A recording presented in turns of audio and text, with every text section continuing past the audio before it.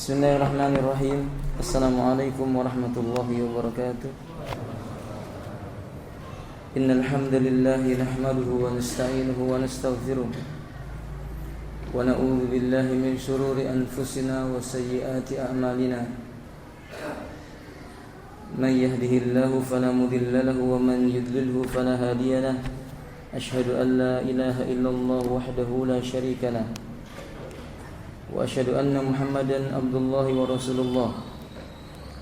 Allahumma salli ala Muhammad wa ala alihi wa ashabihi wa man tabi'ahum bi ihsanin ila yaumiddin. Amma ba'du. Ikhwati rahimani wa rahimakumullah.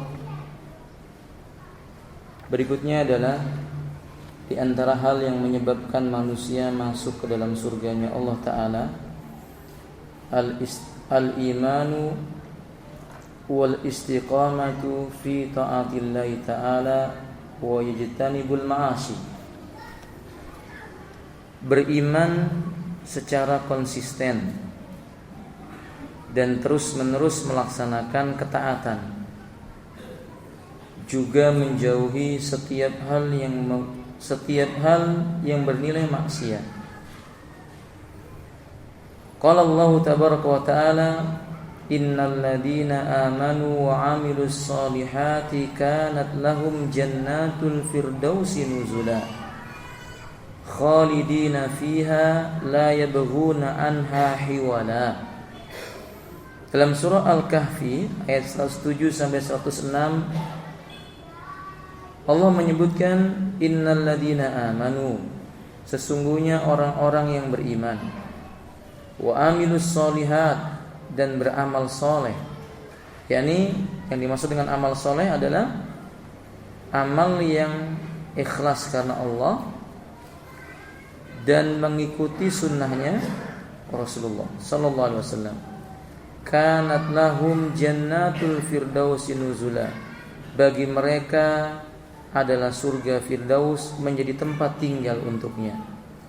Khalidina fiha, mereka tinggal di dalamnya kekal. La yabghuna anha hiwala, mereka tidak ingin berpindah darinya. Maka ayat ini dengan tegas menunjukkan bahwa al-mu'min walladzi ya'malu bi amali shalih lahumul jannah. Orang beriman dan mengikuti keimanannya dengan amal saleh, Allah telah janjikan bagi mereka surga.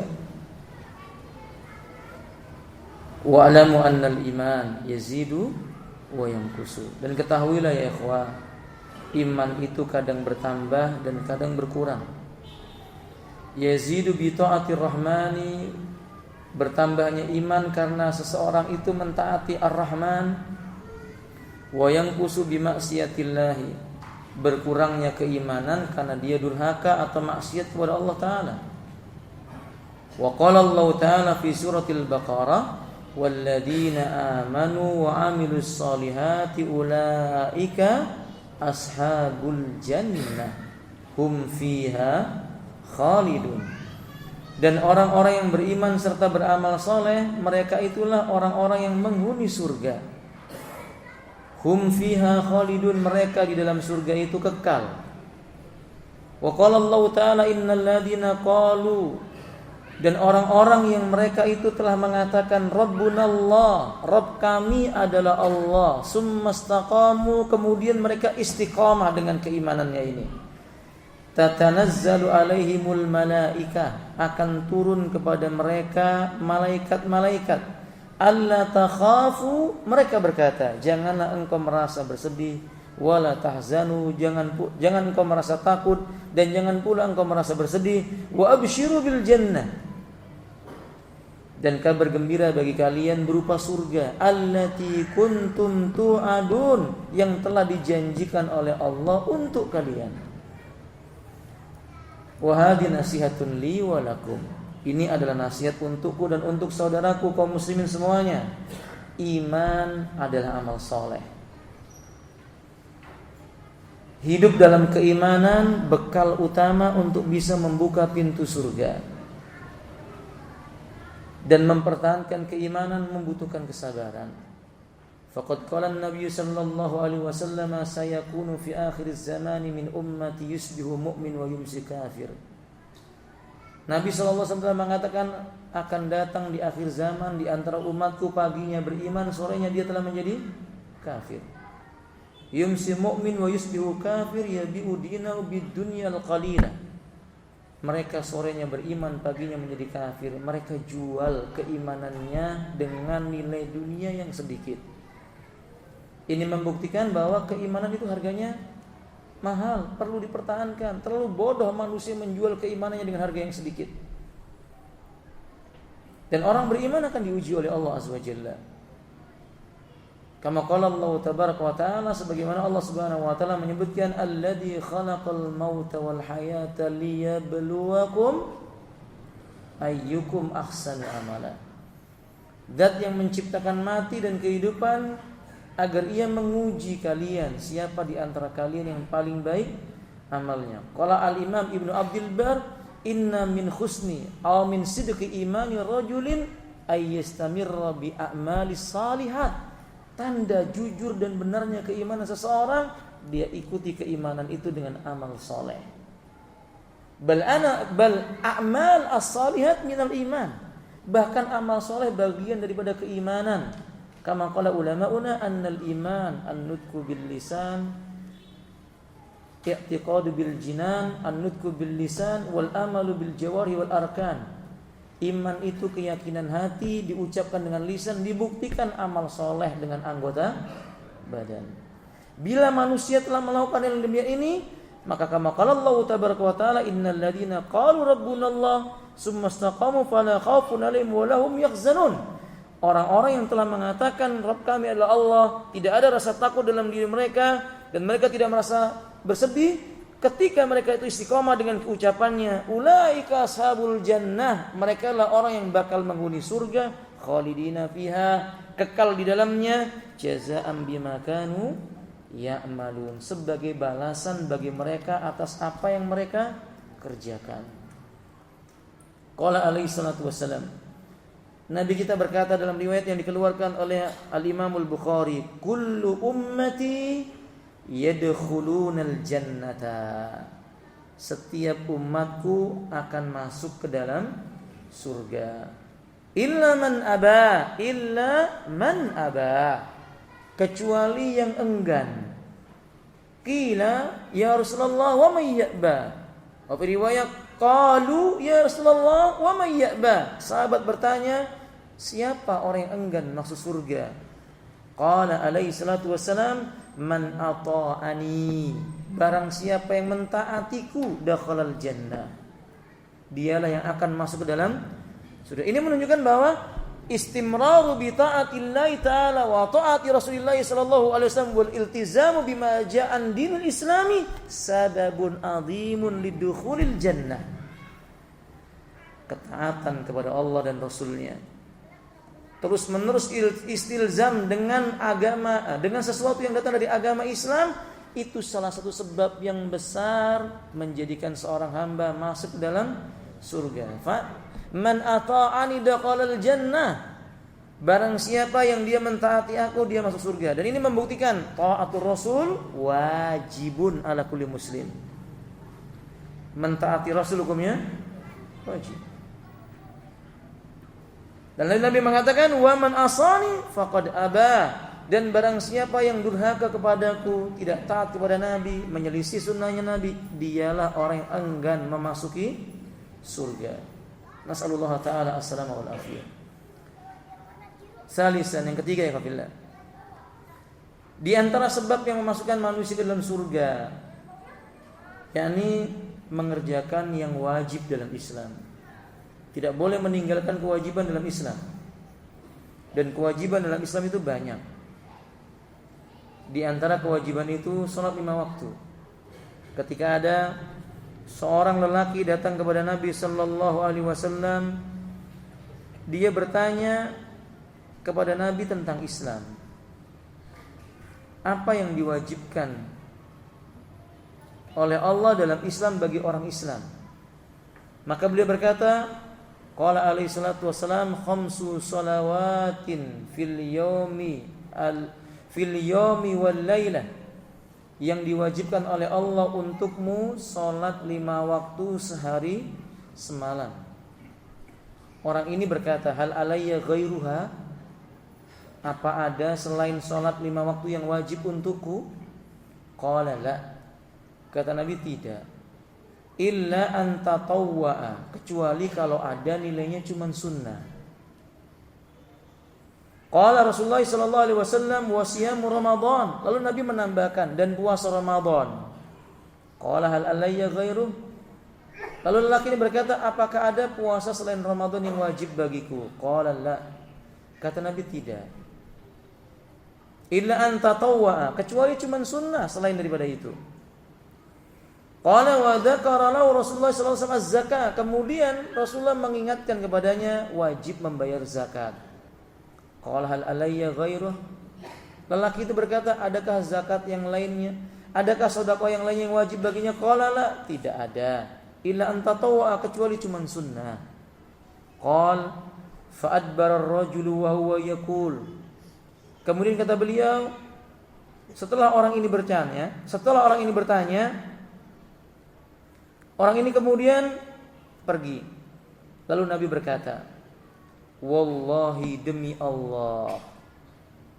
Maaf, lelaki ini berkata, wallahi, demi Allah, la azidu ala hadza wa la anqusu, aku enggak akan menambah dan tidak akan mengurang kecuali itu yang akan aku lakukan.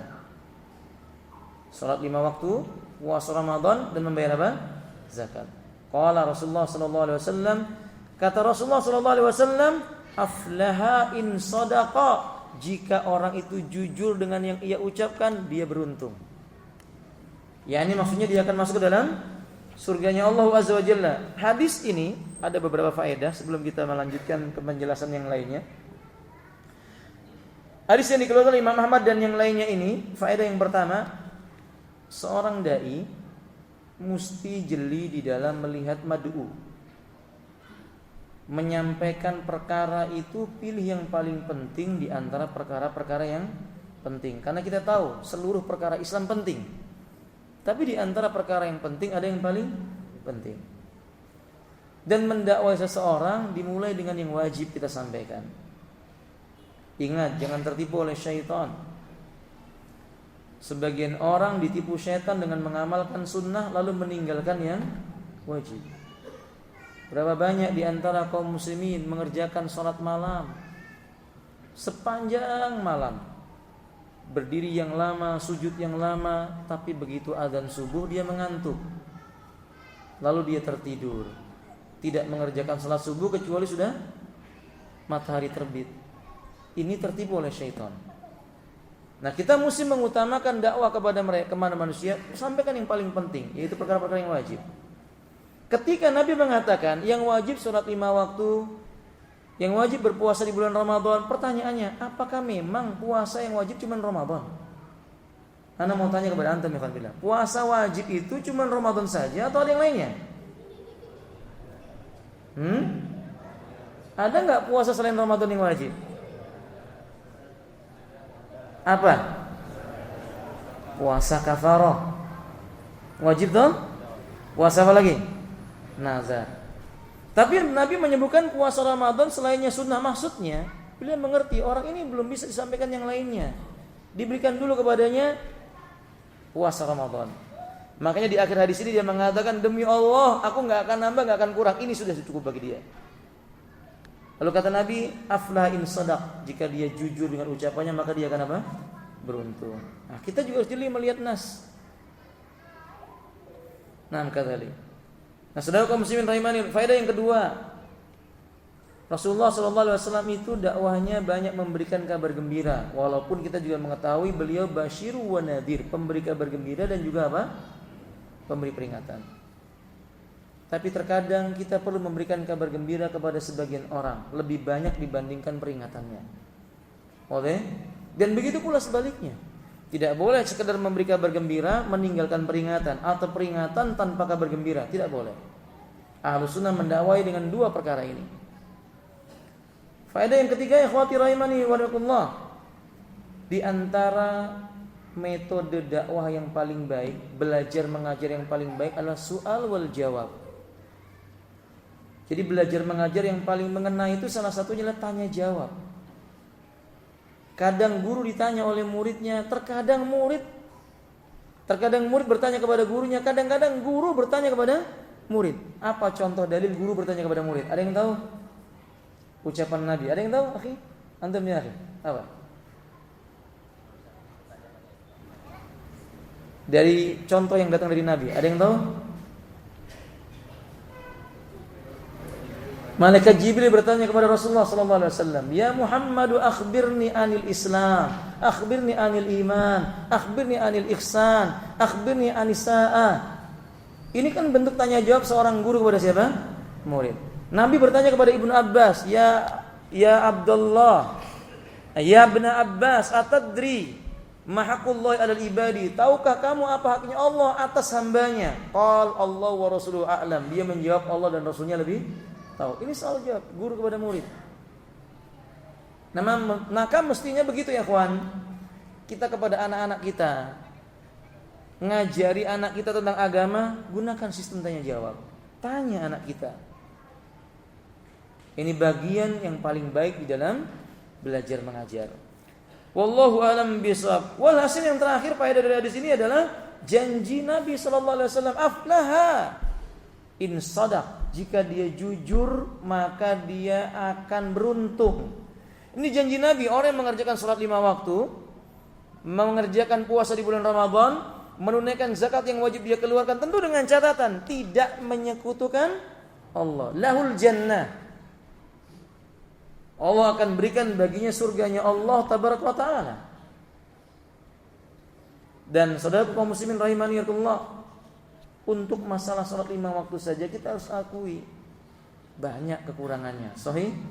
Belum puasanya, belum sedekah atau zakatnya. Ketika Nabi mengucapkan shalawatul khamsi, salat 5 waktu, puasa Ramadan, zakat, ini membuktikan amal ini amal yang sangat penting. Maka hendaknya setiap kita memperhatikan dengan baik. Contoh yang lainnya, perkara yang wajib bisa bila dikerjakan memasukkan pelakunya ke dalam surga adalah hadis dari Abu Hurairah radhiyallahu ta'ala kama akhrajahu al-Imam al-Bukhari. Qala Rasulullah sallallahu alaihi wasallam, "Man amana billahi wa bi rasulih wa aqama as-salah wa shama Ramadan, kana haqqan 'ala Allahi ay yudkhilahul jannata." Barang siapa yang telah beriman kepada Allah dan Rasulnya, ia menegakkan salat, berpuasa di bulan Ramadan, menjadi hak atas Allah untuk memasukkan orang itu ke dalam surga. Jahada fi sabilillah, ia berjihad di jalan Allah, au jalasa fi ardillati wulida fiha, ataupun dia itu cuma diam berdiri di tempat dia dilahirkan. Kalau dia beriman kepada Allah dan Rasulnya, mengerjakan salat dan berpuasa di bulan Ramadan, lahul jannah. Allah masukkan dia ke dalam apa? Yudkhiluhullahul jannah. Allah masukkan dia ke dalam surganya Allah Subhanahu wa taala. Jadi jangan remehkan perkara yang wajib. Kemudian kesempurnaan yang wajib tentu diikuti dengan perkara yang sunnah. Sekarang poin yang keempat, hifdzul Quran. Ini penting. Termasuk perkara yang bisa menjadikan sebab seseorang masuk surga adalah menghafal dan membaca Al-Quran, lalu mengamalkannya. Membaca, menghafal, mengamalkannya. 3 perkara ini harus dikaitkan. Membaca Quran saja tidak mengamalkannya, kama qala alaihi salatu wasalam, sayakunu fi akhir zamani qaumun yaqra'unal Quran. Akan datang di akhir zaman suatu kaum yang pandai membaca Al-Quran tetapi tidak melewati apa? Kerongkongan. Dia tidak mengamalkannya. Dia tidak memahaminya, dia tidak mengamalkannya. Wa qala alaihi salatu wasallam kama akhrajan nasai awwalun nasi min ummati yadkhuluna an-nar al-qurra, atau kama qala alaihi salatu wasallam, manusia dari kalangan umatku yang bakal masuk neraka pertama kali adalah ahli baca Quran. Maksudnya pembaca Quran yang tidak mengamalkan isi Al-Qur'anul Karim. Nauzubillahi min dzalik. Seolah-olah ini kebalikannya, menghafal Quran, membaca, menghafal kemudian mengamalkannya, janji Allah baginya surga. Anna Nabi sallallahu alaihi wasallam qala an Abdullah bin Amr radhiyallahu ta'ala anhu, yuqalu li sahibil Quran. Kata Nabi dari Abdullah bin Amr radhiyallahu ta'ala an, akan dikatakan kepada mereka penghafal atau pembaca Quran. Iqra wartaqi warattil kama kunta turattilu fid dunya. Di hari kiamat nanti pembaca dan penghafal Quran akan dikatakan kepadanya, baca Al-Quran dan teruslah engkau naik perlahan-lahan dengan tartil seperti engkau telah melantunkan Quran dengan tartil di dunia. Fa inna manzilataka inda akhir ayatin taqra'u biha. Karena sesungguhnya kedudukanmu di surga setakaran dengan nilai jumlah hafalan bacaan yang kamu baca dari Quran itu nanti. Jadi semakin banyak hafalannya, makin tinggi kedudukannya di surga. Maka seorang pembaca Quran itu naik surga sambil membaca Quran, mulai dari Al-Fatihah, kemudian Al-Baqarah, kemudian Ali Imran, kemudian An-Nisa, dan seterusnya dan seterusnya dan seterusnya. Maka sebab itu saudara kaum muslimin, menghafal Quran mesti termotivasi manusia. Nggak boleh seorang muslim cuma sekedar seorang muslim berputus asa kemudian malas menghafal Quran. Jangan. Nabi itu nggak bisa membaca tulisan Arab, tapi Nabi hafal Quran. Maka bapak-bapak kalau misalnya berkata, Ustaz saya nggak bisa baca Quran, nggak apa-apa Pak, nggak baca Quran nggak apa-apa, tapi yang penting hafal Quran. Bagaimana caranya mendengarkan bacaan orang, ikuti bacaan orang, ikuti, hafal insya Allah. Dan ada keutamaan orang yang menghafal Al-Quran itu. Di dalam riwayat Imam Ahmad, orang yang memiliki anak yang menghafal Quran, seorang ayah atau ibu yang punya anak hafal Quran, orang tuanya di hari kiamat diberikan taj, mahkota min nurin, dari cahaya. Orang tuanya akan disematkan mahkota dari cahaya. Itu baru orang tuanya. Bagaimana dengan anak yang menghafal Quran? Lebih daripada itu. Tapi pada hari ini saudara kaum muslimin, sebagian orang hilang semangatnya menghafal Quran. Biasanya alasannya karena apa, Pak? Usia. Kan banyak orang berkata, ayo akhi hafalkan Quran. Sudah tua Ustaz, biar anak-anak saya saja. Allahul musta'an.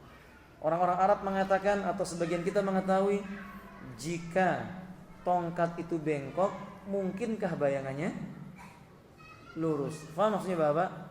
Ya kalau kita ingin anak kita hafal Quran, ya kita punya semangat lah. Kalau kita nggak hafal, minimal kita punya keinginan yang kuat menghafal Quran. Kita mungkin tidak bisa, tapi kita sudah berniat dengan kuat, Allah akan berikan hadiahnya buat anak kita. Sangat bisa jadi demikian itu.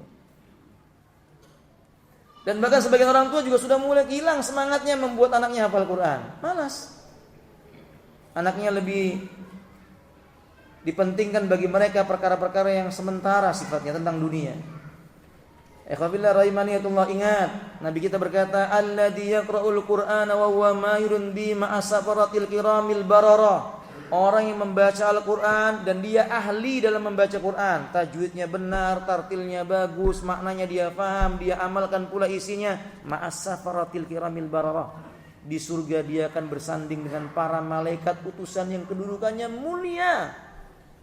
Dan mereka itu bararah, malaikat-malaikat yang patuh kepada Allah. Bapak bersanding dengan malaikat.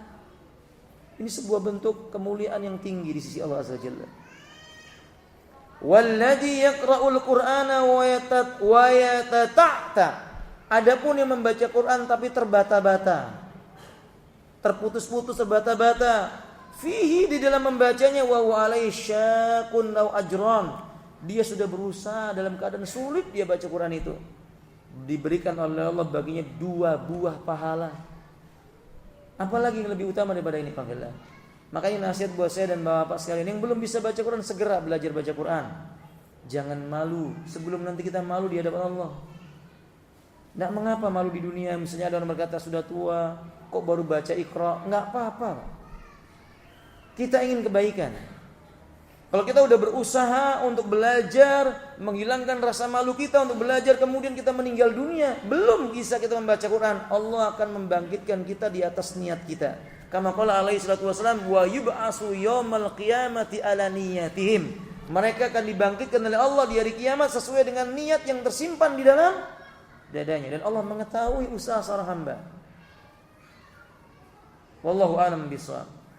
Di hadis yang lainnya Nabi berkata, yaji'u sahibul Quran yaumal qiyamah. Nanti di hari kiamat para penghafal Quran akan datang.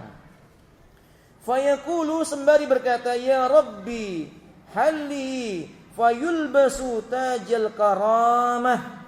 Wahai Allah Rabbku, pakaikanlah untuknya, yakni Al-Quran, perhiasan. Ini malaikat berdoa, ya Allah berikan untuk orang ini pakaian penghuni surga berupa perhiasan dari cahaya. Diberi oleh Allah pakaian dari cahaya, ya kawan. Pakaian dari cahaya. Ini keutamaan yang besar.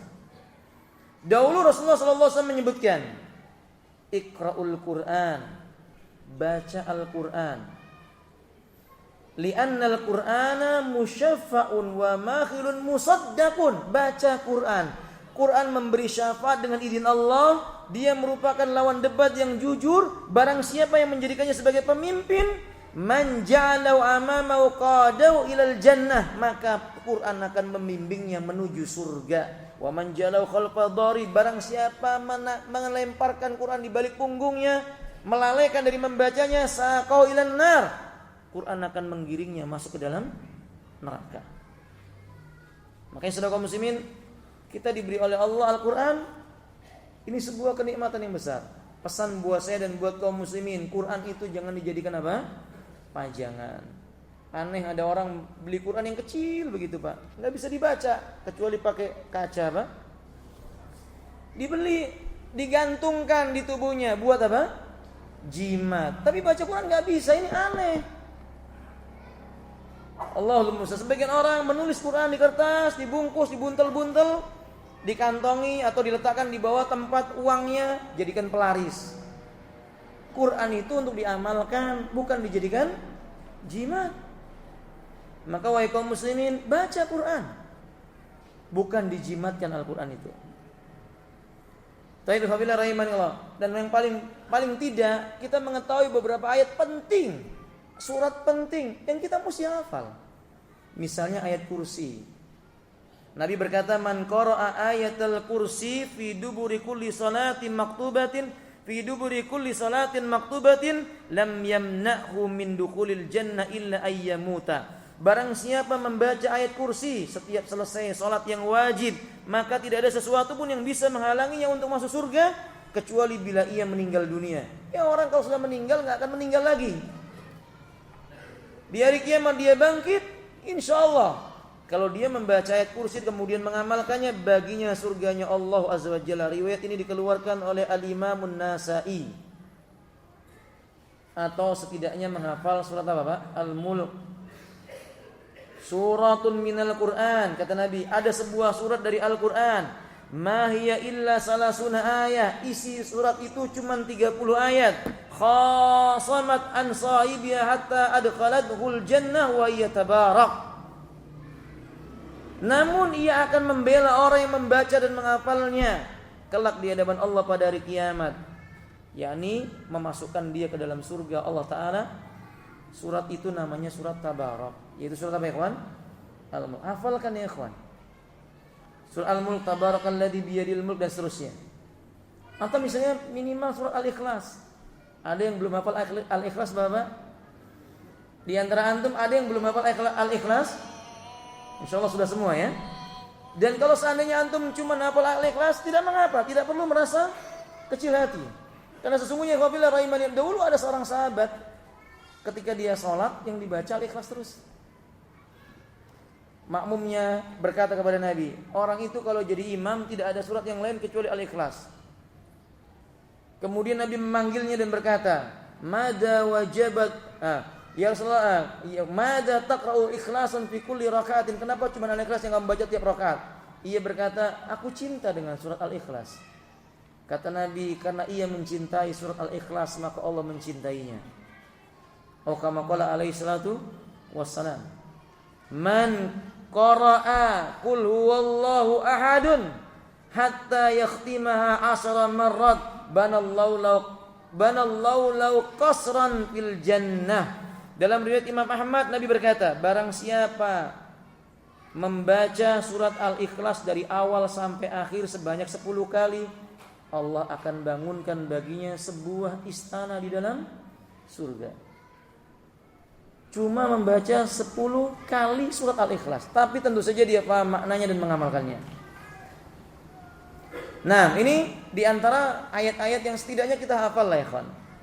Ya, kita berusaha menghafal surat Al-Baqarah Bapak. Karena Nabi itu kalau qiyamul lail yang beliau sukai baca apa? Al-Baqarah ditambah dengan Ali Imran dan surat An-Nisa. Nabi enggak banyak-banyak, 3 surat saja. Ya, nah? Antum mungkin 20 surat kan, tapi mungkin kuliah ayyuhal kafir. Tapi Masya Allah ya Rasulullah cuma 3 surat. Al-Baqarah, beliau tambah Al-Imran, kemudian beliau tambah separuh dari surat An-Nisa. Coba dihafalkan. Insya Allah Pak, kalau baca tiap malam Al-Baqarah tuntas. Nih perhatikan, tiap malam antum baca Al-Baqarah tuntas kurang lebih 2,5 atau 3 jam lah. Tapi tiap malam, insya Allah 2 tahun hafal. Tapi tiap malam dibaca.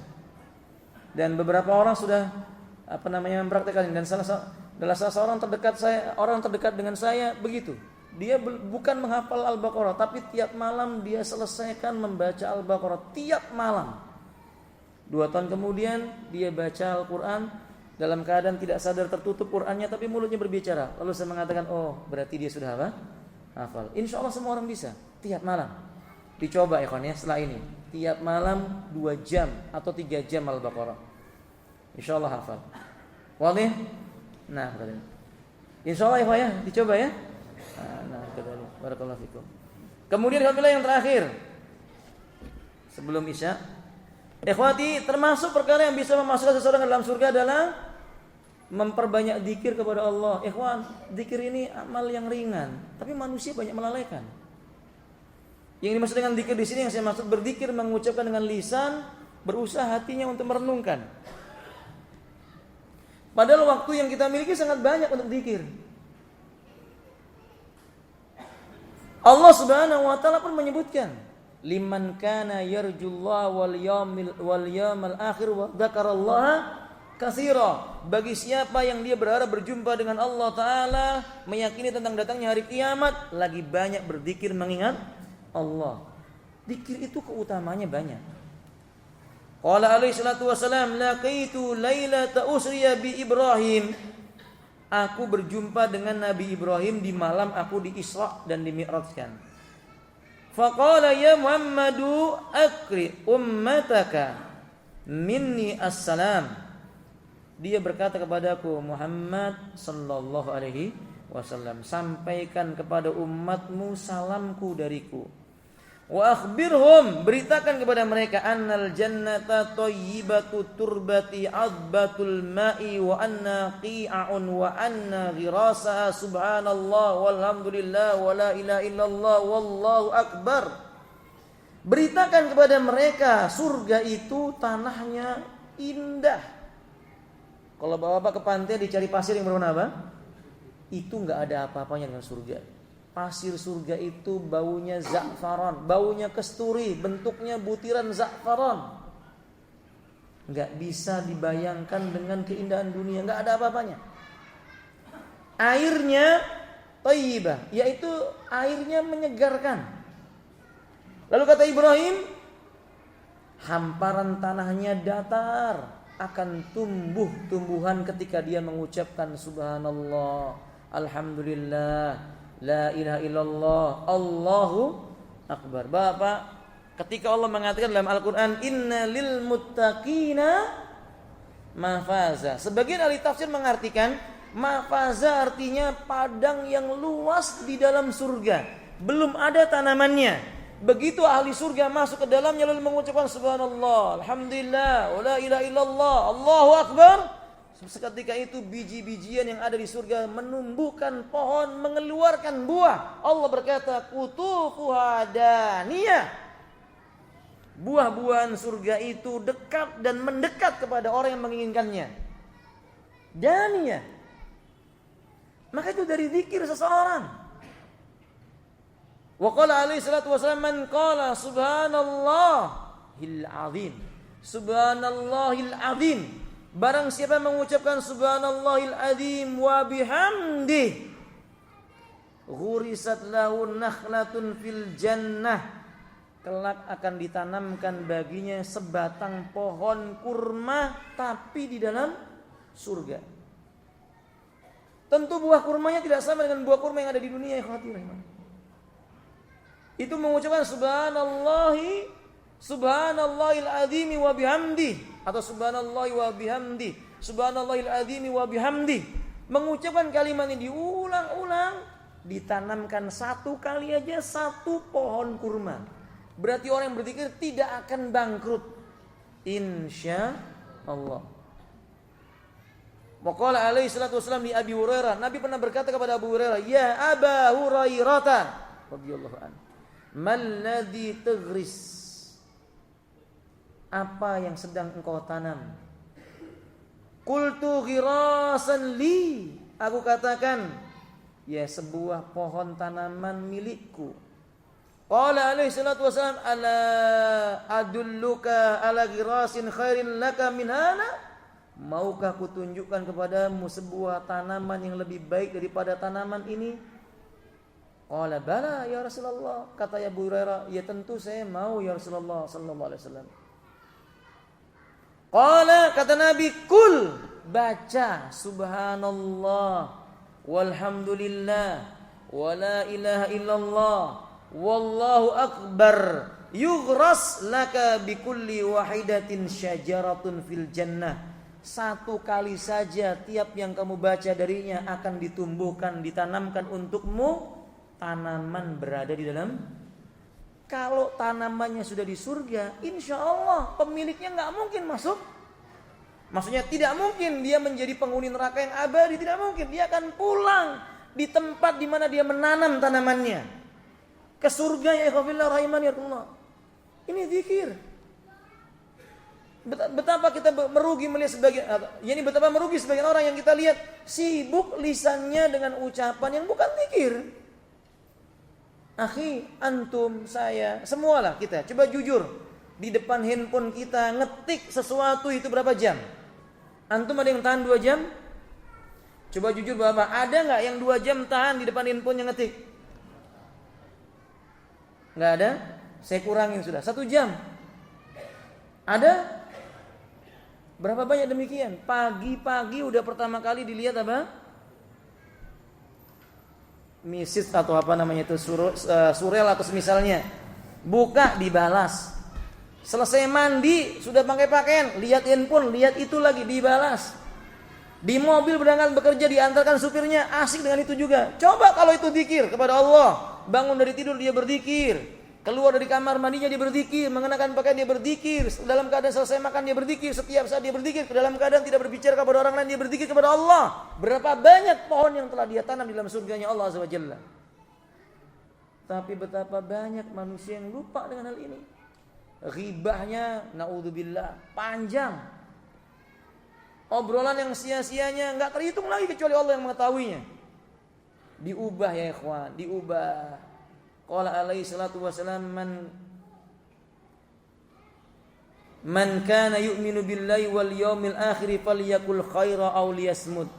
Falyakul khairan aw liyasmut. Barang siapa menyatakan dirinya beriman kepada Allah dan hari kiamat, cobalah berkata yang baik. Kalau tidak maka dia, apa yang lebih baik daripada zikir ya ikhwan? Tidak ada. Zikir. Tapi kita bersyukur kepada Allah. Sekarang mulai tumbuh Pak kebiasaan anak-anak berzikir. Orang tuanya mungkin tidak, anak-anak alhamdulillah. Karena mereka sudah mulai menghafal Quran. Kita lihat banyak anak-anak dalam keadaan bermain mulutnya mengucapkan Quran. Dzalikal kitabul la raib fi hudal lil muttaqin, sambil bermain zikir. Kita senang melihat anak-anak seperti ini. Kadang-kadang anak-anak duduk diam-diam termenung, mulutnya mengucapkan subhanallah alhamdulillah wa la ilaha illallah akbar. Karena mereka terbiasa dengan ini. Mestinya ayahnya merasa malu dengan anak-anaknya. Kenapa? Karena ayahnya itu walaupun kita mengetahui mati, tidak ada yang tahu kapan datangnya, tapi secara tabiat orang tua lebih dekat dibandingkan anak kecil dengan kematian. Sahih Bapak? Mestinya orang tua lebih banyak zikir mengingat Allah Azza wa Jalla. Sebagai penutupnya Nabi berkata, Ja'al fuqara ilan nabi. Ini loh Pak, ada orang fakir datang kepada Nabi lalu dia berkata, Daba ahlud dusur minal amwali bid darajatil ulya wan naimil muqimi. Ya Rasulullah, orang kaya itu enak, pahalanya banyak. Dia datang membawa harta untuk bersedekah dan baginya pahala. Yusalluna kama nusalli. Mereka sholat sama seperti kami sholat. Yani kami dapat pahala, dia dapat pahala sholat. Wa yasumuna kama nasumun. Mereka puasa seperti kami puasa. Yani kami dapat pahala, mereka pun dapat pahala. Walahum fadlun min amwal. Tapi mereka punya kelebihan harta. Yaujuna biya wa ya'tamiruna. Mereka bisa berhaji dengan hartanya. Mereka bisa berumrah dengan hartanya. Wa yujahiduna. Dia bisa berjihad menggunakan hartanya. Wa yatasaddaquna. Bersedekah dengan hartanya. Lihat, para sahabat merasa iri kepada orang kaya. Bagaimana orang kaya bisa beramal baik? Bukan iri dengan kekayaannya, tapi dia ingin seperti orang kaya itu berbuat kebaikan. Ini sifat baik yang dimiliki oleh para sahabat radhiyallahu anhum jami'an. Faqal, Nabi itu orang yang santun, tidak gampang mematahkan orang lain. Nabi hibur, Nabi mengatakan, "Ala uhadditsukum bima in ahadtum, ala uhadditsukum bima in akhadtum bi adraktum min sabaq man sabaqakum." Maukah kutunjukkan kepada kalian, kalau kalian mengamalkan yang kukatakan kepada kalian ini, kalian akan mendahului dan mengalahkan mereka. Walam yudrikum ahadun ba'dakum. Sebelum kalian enggak ada yang mengalahkan, sesudah kalian enggak ada yang mengalahkan. Wa kuntum khairan man antum baina dhahranain. Kamu menjadi orang terbaik di antara mereka. Illa man amila misla, kecuali kalau ada orang yang beramal seperti kamu. Sahabat ini berkata, "Ya mau ya Rasulullah." Kata Nabi, "Tusabbihuna, baca subhanallah. Wa tuhammidu wa tahmaduna, dan bacalah alhamdulillah. Wa tukabbiruna, ucapkan Allahu Akbar khalfa kulli salatin salasan wa salasin." Setelah selesai salat 33 kali. Fakhtalafna bainana faqala ba'duna nusabbihu salasan wa salasin wa nahmadu salasan wa salasin wa nukabbiru arba'an wa salasin. Faraja'tu ilaihi faqala taqulu subhanallah walhamdulillah wa la ilaha illallah wallahu akbar yakuna minhunna kullihinna salasan wa salasin.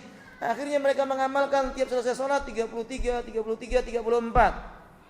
Tapi orang ini kemudian datang lagi keesokannya, "Ya Rasulullah, orang kaya juga baca itu." Orang kaya juga membaca itu. Apa kata Nabi? "Dzalika fadlullah yu'tihi may yasha." Itu fadilah Allah berikan kepada siapa yang dikehendaki. Terhiburlah orang ini.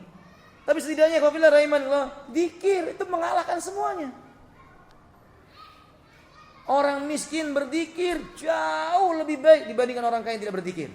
Maka akan lebih baik orang kaya lagi berzikir mengingat Allah Ta'ala. Enggak boleh begini Wan ya bagi-bagi pahala lah Ustaz. Biarlah yang zikir yang miskin saja. Ya jangan begitulah. Jadi hendaklah kaum muslimin berzikir mengingat Allah Azza wa Jalla, kayanya maupun miskinnya. Bahkan Nabi ketika datang Fatimah dan Ali bin Abi Thalib minta dicarikan membantu kesulitan hidupnya, maksudnya pekerjaan rumah tangganya. Nabi mengatakan kepada mereka, "Maukah aku tunjukkan yang lebih baik daripada pembantu?" Mereka berkata, "Mau." Kata Nabi, "Ucapkan subhanallah walhamdulillah wa la ilaha illallah wallahu akbar. Itu lebih baik daripada pembantu." Ini bapak-bapak, kalau istrinya ngeluh, dicarikan pembantu, bilang kepada istrinya, "Istriku, maukah aku tunjukkan yang lebih baik daripada itu?"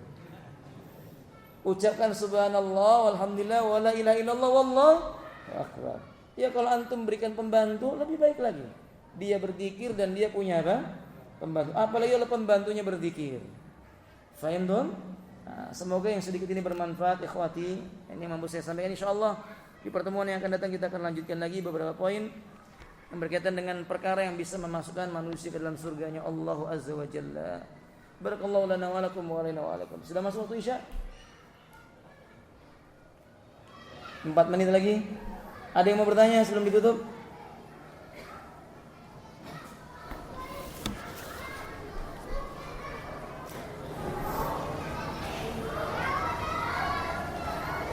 Kalau tidak ada, kita cukupkan sampai di sini, Ivan. Semoga bermanfaat. Mohon maaf apabila ada salahnya. Jika benar, kebenaran itu datang dari Allah, dan semoga kita dijadikan orang yang senantiasa mengikuti kebenaran. Subhanakallahumma wa bihamdika asyhadu an la ilaha illa anta astaghfiruka wa atubu ilaik. Assalamualaikum warahmatullahi wabarakatuh.